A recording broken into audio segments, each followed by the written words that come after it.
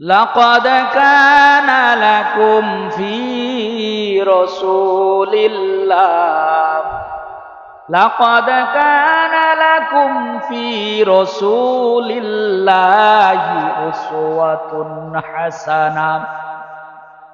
আল্লাহ রাব্বুল আলামিন বলছেন, পৃথিবীতে যদি কাউকে মডেল হিসাবে মানতে হয় রাসূলকে মানতে হবে। আপনারা আমাকে বলেন, রাসূল আমাদের আদর্শ এক জায়গায় না সব জায়গায়? রাসূল আমাদের আদর্শ এক জায়গায় না সব জায়গায়? রাসূল আমাদের আদর্শ সব জায়গায়। নামাজে রাসূলের আদর্শ আছে না নাই? রোজায় রাসূলের আদর্শ আছে না নাই?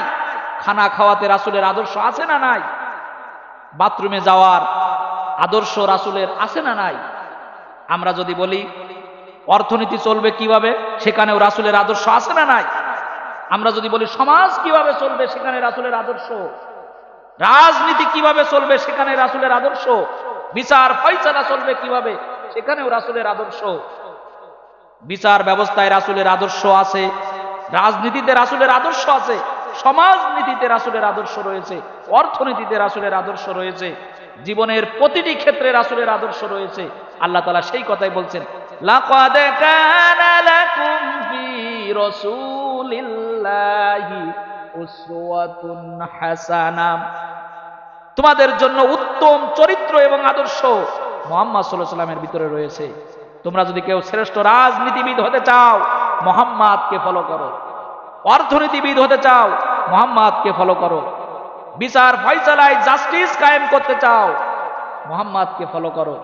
তোমরা যদি নামাজ আল্লাহ তাআলার কাছে কবুল করাতে চাও, মুহাম্মদ সাল্লাল্লাহু আলাইহি ওয়াসাল্লাম যেভাবে নামাজ পড়েছেন সেইভাবে নামাজ পড়ো। আমরা তাহলে রাসূলের আদর্শ সব জায়গায় মানবো না এক জায়গায় মানবো? রাসূলের আদর্শ সব জায়গায় মানবো, শুধুমাত্র মিসওয়াক করা সুন্নাত এখানে রাসূলের আদর্শ মানবো, খানা খাওয়ার পরে মিষ্টি খাওয়া সুন্নাত এখানে রাসূলের আদর্শ মানবো। অথচ 53 বছর বয়সে আল্লাহর রাসূল মাতৃভূমি থেকে বিতাড়িত হয়েছিলেন।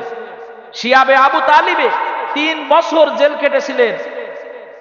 আল্লাহর রাসূল উহুদ ময়দানে দন্দান মোবারক শহীদ হয়েছিলেন। এত কিছু করার পরেও আমি আপনি মেসওয়াক নিয়ে, খানা খাওয়ার পরে মিষ্টি খাওয়া সুন্নাত নিয়ে পড়ে আছি।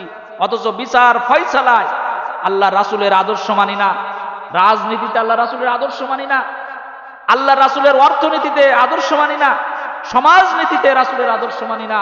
তাহলে আমরা কিয়ামতের বিচার ফয়সালার দিন হাসরের ময়দানে রাসূলের উম্মাত হিসেবে পরিচয় দিব কিভাবে? আমরা যদি সহজ সহজগুলো শুধুমাত্র রাসূলের আদর্শ হিসাবে মানি, কিভাবে পোশাক পরিচ্ছদ, জুব্বা দাড়ি পাঞ্জাবি পরতে হবে এগুলো মানি, কিন্তু হেলমেট পরে যুদ্ধের ময়দানে যেতে হবে এটা যদি না মানি, তাহলে রাসূলের সুপারিশ কিয়ামতের হাসরের ময়দানে আল্লাহ রাসূলের সুপারিশ পাওয়া কঠিন হয়ে যাবে।